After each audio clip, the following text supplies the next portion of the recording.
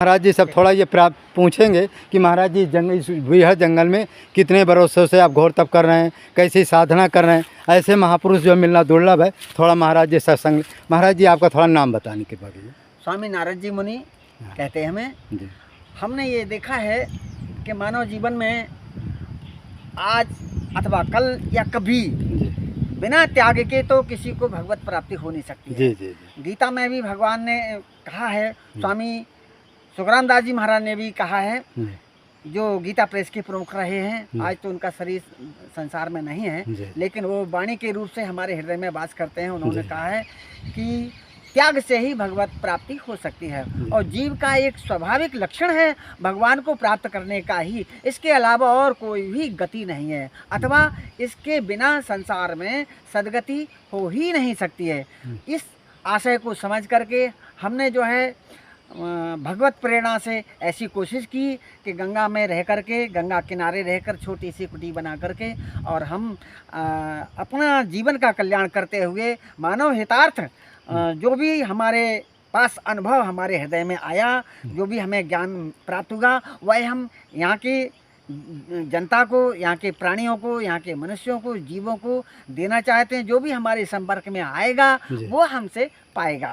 यही उद्देश्य के साथ में यहाँ पर अपने के जीवन के कल्याण के लिए ही नहीं, संसार के जीवों के कल्याण के लिए मैं कर रहा हूँ और इन हमारी तपस्या इन सबको ही प्राप्त होवे, ऐसा हमारा विचार है। तो महाराज जी आपको तो ये बिहार जंगलों में कैसे गुजारा करते, खाने पीने कैसे क्या करते होंगे? कभी कोई रास्ते में भटक गया तो दे देता है, और नहीं तो मुझे थोड़ी बहुत जड़ी बूटियों का ज्ञान है। अच्छा। इन जड़ी बूटियों से, पत्तों से खा करके भी हम अपना गुजारा कर लेते हैं। अच्छा। और कुछ ऐसी जंगल में पत्तियां हैं कि वे स्वाद में भी बड़ी मीठी होती हैं। अच्छा। स्वास्थ्य के हिसाब से भी ठीक होती हैं। मैं भगवान की कृपा से 40 साल के जीवन में कभी बीमार नहीं हुआ। अच्छा। हाँ। तो महाराज जी ऐसी कोई रोग की ऐसी जड़ी बताइए कि लोग बहुत नाना प्रकार के रोगों से व्यथित, कोई ऐसी जड़ी आप बताइए।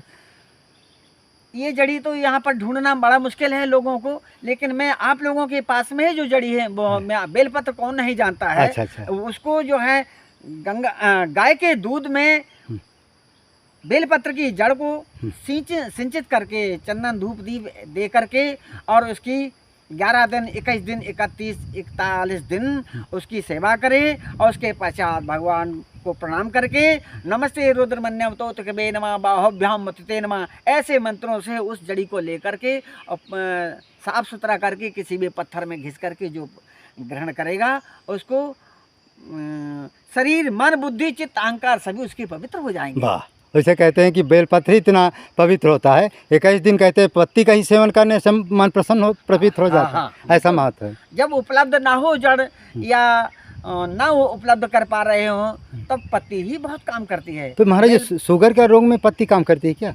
ये हर रोग में काम करती है, बेल की पत्ती। हाँ, बेल की पत्री। और अगर प्राप्त हो जाए, पार्वती जी ने अपनी तपस्या में बेल पत्ती में प्रयोग सुखाई। हाँ। उन्होंने बेल पत्री का ही सेवन किया, तब भगवान भोलेनाथ प्रसन्न प्राप्त हुए। तो बेल पत्ती माने भगवान को भी बहुत प्रिय है। हाँ। और आत्मा को भी पवित्र करती है। शरीर को, मन, बुद्धि, चित्त, अहंकार जितने जैसे लगे हुए हैं वे सब बेलपत्र से चतुर्दिक अपना। अच्छा, हमने ये भी सुना है कि बेलपत्ती 21 दिन तक सेवन करने पर जो मन में गलत माने विचार हैं वो भी शुद्ध हो जाते हैं। भी शुद्ध हो जाते हैं। जैसा भोजन वैसा मन। अच्छा। हाँ। तो महाराज जी आपको ये मार्ग में आए लगभग कितने बरस हो गए? हमको जो है 41 साल हो गए। महाराज जी को इस जंगलों में इस तरह गंगा जी में जो तप करते करते 41 बरस हो गए हैं। ऐसी तपस्या आज तक हमने चैनल तो बहुत बनाए, कई लोगों को वीडियो डाले, इनकी जैसी तपस्या देखकर आज हम बहुत आश्चर्यचकित हो गए। ये महाराज जी की कुटी है, ये देखिए महाराज जी चारों तरफ देखिए जंगल ही जंगल है, कहीं जो है कोई नामो निशान। ये महाराज जी की देखिए कुटी है ये, और इधर देखिए कैसे जो है माने नदी का किनारा है, ऐसा है। इस तरह से संत महापुरुष रहते हैं। जब कभी भी आप इनके पास आना चाहें तो आना तो बड़ा कठिन है, बड़ा दुर्लभ भी है, क्योंकि आज हम ऐसी बिहार जंगल से आए हैं कि हमारा चलना ही मुश्किल हो गया है। और अब थोड़ा कोई वो कैमरा पकड़ने वाला नहीं तो हम आपको दिखाते कितना कठिन है इस मार्ग में आने जाने पर। इस तरह से महापुरुष जो है, जो सिद्ध महात्मा होते हैं, वो तपस्या करते हैं और आप लोगों के कल्याण के लिए करते हैं। इस तरह से आप लोग जो है इस वीडियो को अधिक से अधिक लाइक करें, शेयर करें, सब्सक्राइब करें और हम भी जो है कभी कभी जब जंगल में रहते थे, लेकिन नदी में रह कर के तपस्या करते करते आज तक हमने किसी को नहीं देखा। आज ये पहले महापुरुष हमको दिखाई दिए, सिद्ध महात्मा, जो कि आज इन्होंने जो है माने अचानक जो है पता नहीं कैसी करना, ये गुफ़ा को तो आज तक हमने कभी देखा भी नहीं था कि ये गुफ़ा है कहीं, लेकिन भगवान की ऐसी कृपा है कि आज हमको पता नहीं कैसे भगवान की प्रेरणा से इस गुफ़ा में आए हम। और पता नहीं ये किसने बनवाया होगा, कैसे ईंटा आया होगा, कैसे पत्थर आया होगा, कैसे सीमेंट आई होगी। बड़ा आश्चर्य की बात है, क्योंकि ना कहीं ट्रैक्टर आने की जगह है, गधा के सिवा यहाँ कोई साधन आने की ही जगह नहीं। कैसे सीमेंट आई होगी, कैसे दरवाज़ा आया होगा। आप देख ही रहे हैं कटार रास्ता भी, हम इतने रास्ता देख रहे हैं ना, ये रास्ता कहीं कोई रास्ता है ही नहीं। जहाँ देखो बस ईंटा पत्थरों से हमको माने चल करके आना पड़ता। देखो चारों तरफ कोई रास्ता नहीं है, पता नहीं मूड़े में कैसे जो है लोग लाए होंगे। इस तरह से महाराज जी का कभी भी आप लोग दर्शन करना चाहें तो इनका मिलना तो बड़ा दुर्लभ है, लेकिन हमको हमारे वीडियो कॉल से आप लोग बात कर सकते हैं। और इनके पास तो आना बड़ा कठिन है, लेकिन फिर भी कोई बड़ा भाविक होगा तो आ सकता है, अन्यथा सबके बस का नहीं इनका दर्शन, क्योंकि ये दर्शन सबको देते भी नहीं। गुप्त संत है ना, इनकी इच्छा है कि हम दर्शन उसी को देते हैं जिनके बहुत बड़ी कृपा हो, दया हो भगवान का, वहीं दर्शन भी कर पाता है। बीहड़ जंगल में आता कौन है? इस तरह से बड़ा कठिन मार्ग है, लेकिन आप लोगों की प्रेरणा से, आप लोगों का कंदराओं में, गुफाओं में कैसे कैसे हम जो है जा कर के वीडियो बनाकर आप तक पहुंचाते हैं। और बहुत बहुत अच्छा है। मानव धर्म प्रसार की जाए, सत्य न्याय धर्म की जाए। जय जय श्री। अब देखिए महाराज जी, अब संध्या इनकी पूरी हो गई। अब महाराज जी धीमे धीमे ऊपर चढ़ रहे हैं। और महाराज जी रास्ता तो बहुत बड़ा दुर्गम है। अब देखिए महाराज जी कैसे बीहड़ उसमें जा रहे हैं, और हम भी देखो कैसे पहुँचेंगे, विधाता जाने। बहुत थोड़ा भी जो है वो हो जाए तो गिर भी सकते हैं। ऐसे महापुरुष मतलब कैसे बीहड़ जंगलों में महापुरुष रहते हैं, तपस्या करते हैं। ये देखिए, थोड़ा भी व्यक्ति का पैर गिर जाए तो व्यक्ति जो है हाथ पैर टूट जाए। ये देखिए, हाँ, ये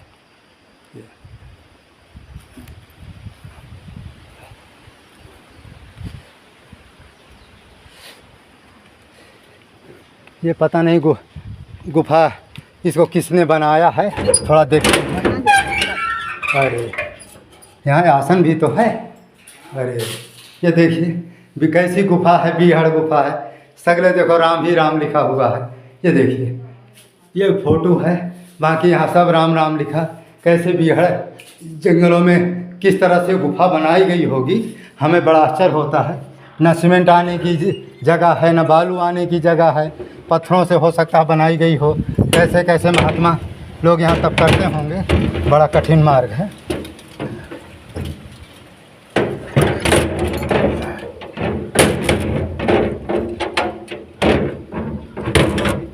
तो इस तरह से संतों का जीवन है। ये कितना दुर्गम स्थान है। अच्छा, इधर हनुमान जी भी एक मूर्ति प्रतिष्ठित है। ये देखिए, अब धीमे धीमे हनुमान जी का भी दर्शन आपको करा रहे हैं। किस तरह से बीहड़ जंगलों में हनुमान जी की मूर्ति है। और इधर भी एक जो है झोपड़ी है। ये देखिए, और बाकी सब गिरी पड़ी है। यहाँ पर कौन से महात्मा रहते हैं पता नहीं है कि नहीं, कुछ समझ में नहीं आता है। ये देखिए, चारों तरफ जंगल ही जंगल है।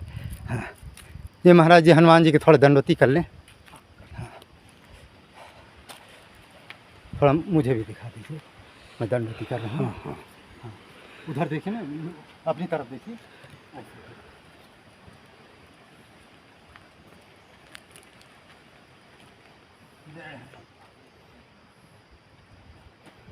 ये हनुमंत लाल जी हैं, ये जो है जंगल में पधारे हुए हैं।